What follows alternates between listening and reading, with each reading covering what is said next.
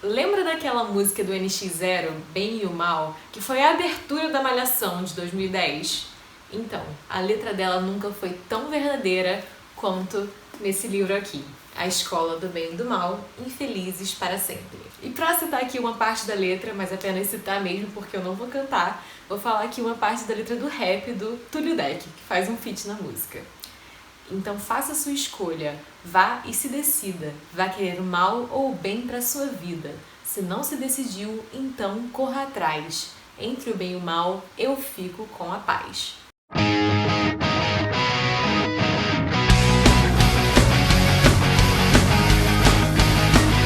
Olá, eu sou a Dora, aqui do Livros e Pão, e se você ainda não percebeu, hoje estamos aqui para falar do terceiro volume da saga do Bem e do Mal, ou melhor, da Escola do Bem e do Mal. E esse volume é intitulado Infelizes para Sempre, que é como eu gosto de chamar, ou como eu espero que as pessoas que não respeitam a democracia sejam. No final do segundo livro, a Sophie e a Agatha finalmente fizeram uma escolha consciente que acabou separando o destino delas. Ou melhor, o presente delas, né? Porque o destino delas para sempre vai estar conectado. Então, a Agatha voltou para Gavaldon com o Tedros, o seu príncipe bonitão, e a Sophie continuou no Reino Encantado com o seu príncipe bonitão também, só que do mal. E nessa altura do campeonato já deu para sacar um pouquinho da fórmula do Solon Chainani, que no início de cada livro, basicamente, ele tem esse momento um pouquinho mais lento de desenvolvimento de personagem, no qual os personagens estão em cenários que não necessariamente vão ser o mesmo cenário do resto da história. Então é como se fosse um extra focado exclusivamente em desenvolver os personagens e começar a plantar o solo para o que vai acontecer na história ao longo do livro. E no primeiro e no segundo livro eu vi muita gente falando que essa era a parte mais chata do livro, em especial no segundo, mas nesse livro talvez tenha sido a que eu mais gostei, porque esse desenvolvimento realmente estava muito necessário. E eu achei muito legal poder observar a relação desses dois casais e como ela foi se desenvolvendo a lidar com a expectativa e a realidade. Porque a Agatha e o Tedros, por exemplo, são esse casal predestinado, né? Que eles se amam por tudo e apesar de tudo. E agora, finalmente, convivendo juntos, eles estão tendo que lidar mesmo com esse apesar. Porque é isso, eles se apaixonaram e tiveram esse amor intenso, só que eles ainda não tinham tido tempo de convivência. Então a Agatha tá tendo que lidar com os piores defeitos do Tedros e vice-versa. Tudo isso enquanto eles estão presos em casa. Porque se eles saírem da casa, basicamente os anciões vão atrás deles e eles vão ser mortos. Então eles dependem exclusivamente da mãe da Agatha, a Cálice, trazer e levar comida pra eles. E se a Agatha e o Tedros estão ali presos nessa vida caseira, a Sophie e o diretor da Escola do Bem e do Mal, por outro lado, estão vivendo uma vida luxuosa, digna de reis e rainhas do mal. Aliás, é nesse livro que nós finalmente aprendemos o nome desse famigerado diretor. E devo dizer aqui que eu ganhei spoiler desse nome de um de vocês, porque num dos comentários, não lembro agora se do primeiro vídeo ou do segundo vídeo sobre a Escola do Bem e do Mal, alguém comentou falando que o Rafal ainda tem muito desenvolvimento de personagem, e eu bem pensei, mas quem é Rafal? E aí, né, eu vi que era o diretor da Escola do Bem e do Mal, e aí eu já entrei nesse livro sabendo que o nome dele era Rafal. Mas supostamente para você descobrir só nesse livro, apesar de o filme já ter dito logo de cara, o que eu achei francamente uma idiotice. Mas enfim, se o Tedros está ali mostrando os seus piores defeitos, o Rafal tá ali mostrando a sua melhor aparência. Ele tá investindo muito no jeito como ele tá aparecendo, no jeito como ele tá se portando, tudo a fim de conquistar a Sophie. Porque ele sabe que o poder dele e que o destino deles depende dela dizer sim e finalmente querer ser a sua rainha. Então ele tá investindo muito nela. E esses esforços começam a dar resultados no momento em que ele entrega a aliança para ela e ela finalmente coloca no dedo. Assim, meio que selando o destino deles, né, do casamento e de que eles sejam, enfim, infelizes para sempre como os reis do mal. Mas é claro que tudo não podia ser tão simples, porque tanto a Agatha como a Sophie começam a questionar esse final para sempre delas. E apesar delas terem motivos diferentes, uma coisa elas têm em comum, que ambas estão estranhando o sol estar murchando. Isso mesmo, pensa nesse sol escaldante que a gente acostuma ver aqui no Brasil na maior parte do ano. Agora pensa nele que nem um balão sendo esvaziado. É uma visão estranha, não? E essa visão que lá no mundo dos contos de fada eles estão começando a ter. As coisas estão começando a ficar cada vez mais sombrias, sangrentas e terríveis. Isso porque agora, com o Rafal no controle da escola, o desequilíbrio entre o bem e o mal está cada vez maior. E agora não existe mais a Escola do Bem e do Mal. e sim a escola do novo mal e a escola do velho mal. E quando você pensa em velho mal, né, você pensa nos vilões clássicos, né, das grandes histórias, tipo a Malévola, o Barba Azul, Capitão Gancho, entre outros. E graças ao Rafal e graças a esse mundo novo, esses vilões do mal estão voltando para terminar as suas vilanias.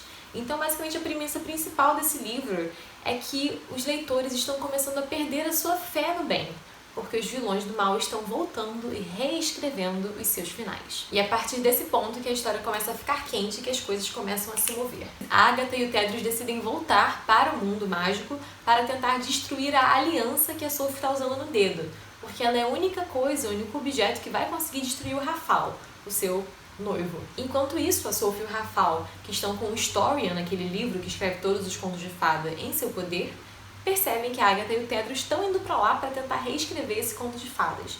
Então os dois estão determinados a lutar para que o mal prevaleça. E aí, já nesse universo, eu achei bem interessante a parte que a Agatha e o Tedros encontram a Liga dos 11 ou dos 13, agora eu tô confusa, mas que basicamente são esses heróis antigos e mais famosos de todos e que compõem essa resistência, né, dos heróis que não podem ser mortos de jeito nenhum, porque senão todo mundo vai perder a fé em tudo. E todos eles estão realmente muito diferentes de como eles estavam nos próprios contos há décadas atrás. Então a Cinderela tá amargurada, o Peter Pan tá careca, o Coelho Louco tá louco e assim por diante. E se você assistiu o Shrek 3, você lembra provavelmente daquela cena em que as princesas se reúnem para tentar parabenizar o casamento da Fiona. Mas pensa nisso amplificado para vários heróis e heroínas diferentes, só que todos velhos. Então essa é meio que uma chance também para eles de mostrar ainda e provar a sua relevância. E isso atinge a sua potência máxima quando eles finalmente se encontram com o novo do bem. E se teve uma coisa que eu gostei muito nesse livro foi o desenvolvimento. Você pode lembrar que no vídeo sobre o segundo livro da saga do bem e do mal, eu falei muito que aquele livro parecia uma passagem para coisas que ainda estavam para acontecer. E nesse livro agora as coisas finalmente aconteceram. Então a gente ficou sabendo mais, e aliás, muito mais sobre a família da Agatha e da Sophie. As coisas finalmente começaram a ser destrinchadas, os pontos não ficarem tão soltos. E não só sobre eles também. O Tedros cresceu muito nesse livro, ele já vinha crescendo constantemente, mas nesse livro ele cresceu muito. A Agatha também teve um ótimo desenvolvimento de personagem. E a Sophie, apesar de ter sido realmente a primeira vez que eu achei ela irritante, ela também teve um desenvolvimento muito válido. E só do Rafal ter ganho um nome, ele já teve um desenvolvimento, né? Eu continuei querendo que o Ort tivesse tido mais desenvolvimento, mas estou satisfeita com o modo como ele apareceu. E eu acho que esse livro desenvolveu principalmente as relações familiares, né? Então ele fala bastante da Guinevere e do Lancelot, ou seja, a mãe e o padrasto do Tedros. Volta a falar também, com mais detalhes, das mães da Agatha e da Sophie, uma inclusive cujo nome a gente nunca tinha realmente percebido até então, nunca tinha assimilado, né? E fala também da relação de família da Lady Lesso com o filho dela, o o horrível e terrível Arik. Então esse foi um ponto pra gente prestar atenção, porque se o livro fala de infelicidade para sempre, a infelicidade está sempre conectada com os traumas de infância, né? E os traumas de infância vêm, na maioria das vezes, da família, daquelas pessoas que te criam ou que deixam de te criar. Então isso está claramente ali conectando a trama de vários personagens nesse livro. Aliás, gente, o que os personagens desse livro precisavam de terapia não tá escrito. Se a Sophie tivesse terapia, ela ia ser problemática? Ia, mas ia ser uma problemática menos letal, né? Uma problemática mais autodestrutiva do que vibes de destruir o mundo. Mas a Sophie é grandiosa, então claro que autodestrutiva talvez não fosse o suficiente. No geral, eu achei as batalhas desse livro bem melhores também do que as batalhas anteriores. Eu gostei muito também de como o autor trabalhou o personagem do Merlin. Eu acho que o Merlin é um personagem tão clássico e claramente sempre com um senso de humor maravilhoso, que se você escreve o Merlin mal, você realmente foi ruim. Mas o autor não deixou a peteca cair nessa, ele trabalhou o personagem bem, e mesmo os personagens clássicos, né, como a Cinderela, o Peter Pan e tudo mais, eu acho que ele trabalhou de um jeito interessante também. Apesar de que em algumas princesas eu acho que o Shrek 3 fez melhor.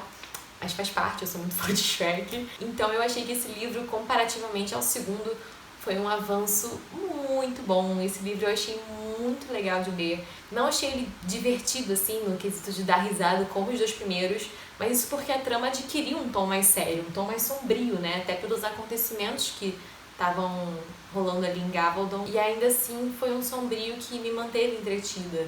Eu tava realmente ali acompanhando o desenvolvimento e querendo acompanhar o desenvolvimento não só dos personagens, como o desenrolar da história. Então eu achei que foi um livro muito bem trabalhado e talvez o mais bem trabalhado da Escola do Bem e do Mal até agora. Agora, tiveram alguns pontos que eu achei um pouco previsíveis.